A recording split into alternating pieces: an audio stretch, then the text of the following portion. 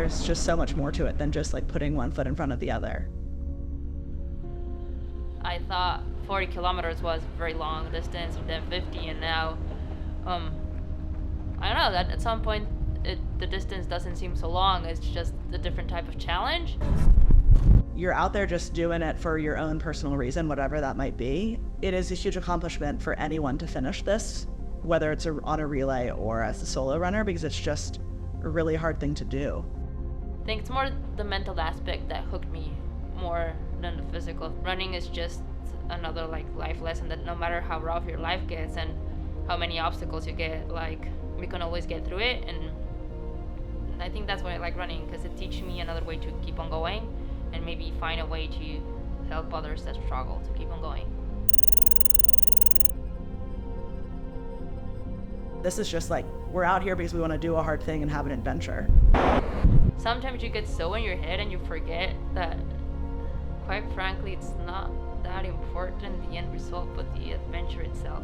And I think you need people to remind you that. This is the first time that anyone has solo run across the Atacama Desert. So, we'll see what happens.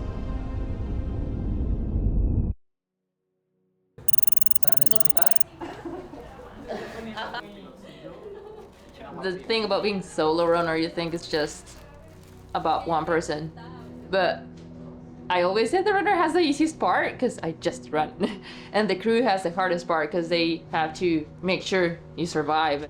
It's just a bunch of weird people having fun, and that's the thing what makes it special. There it is. Go R.A.D. I noticed that when I started running that the typical run events or the formats are very regimented and very defining, and there was not a lot of room for creativity. 3, 2, 1, get up!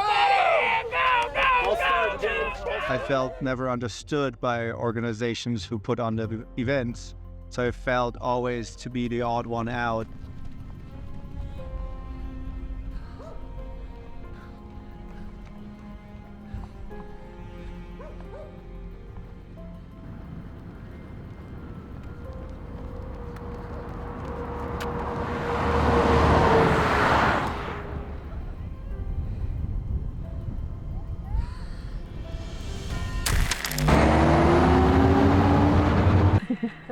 That's not a word.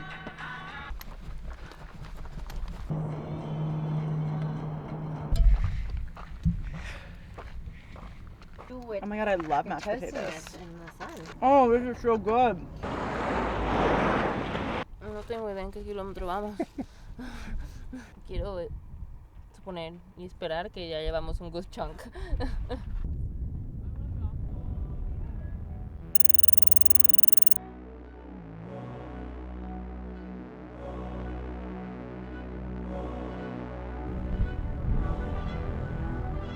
The intent of the experiences is really to remove as many guardrails as possible. Physical ability is less defining. We have this ethos of no rules, which is partially, of course, due to my punk rock heritage, but also the way where we remove your athletic ability. For most of our events, participate in larger groups as well. So if you're not an uber-human athlete, you can still participate. And those spectators really stands for radical participation. Participation extends into other areas of crewing, of creating, storytelling, and also, so that is really the thinking behind this.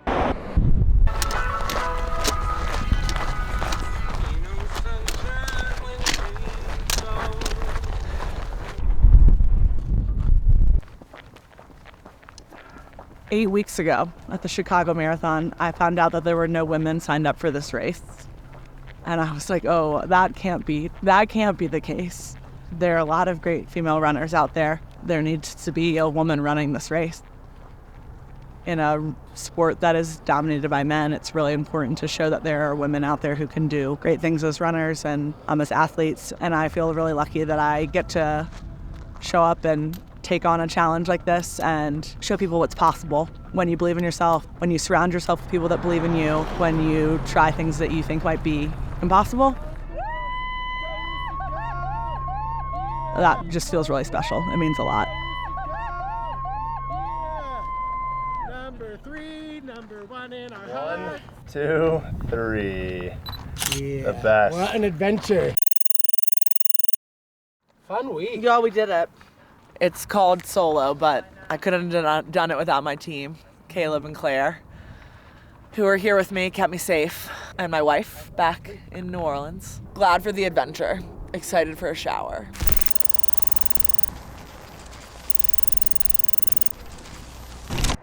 Pues qué padre, ¿no? Que haya gente así que lo deja todo por ayudarte y apoyarte en algo.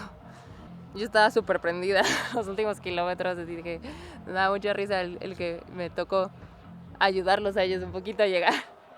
Y no sé, al llegar a la cruz creo que, no sé, me gustó mucho que nos tocó llegar en la madrugada, entonces no había nadie, no había ruido, era como lograr como algo así súper, no sé, personal, porque o sea, ni siquiera lo compartimos o nada, no había nadie, era encontrar la cruz y como, sí, aquí es, trépate. Si me dijeras como, o sea, siempre hay algo que mejorar y eso es muy hermoso en la vida, pero muy en específico en esta experiencia no cambiaría nada.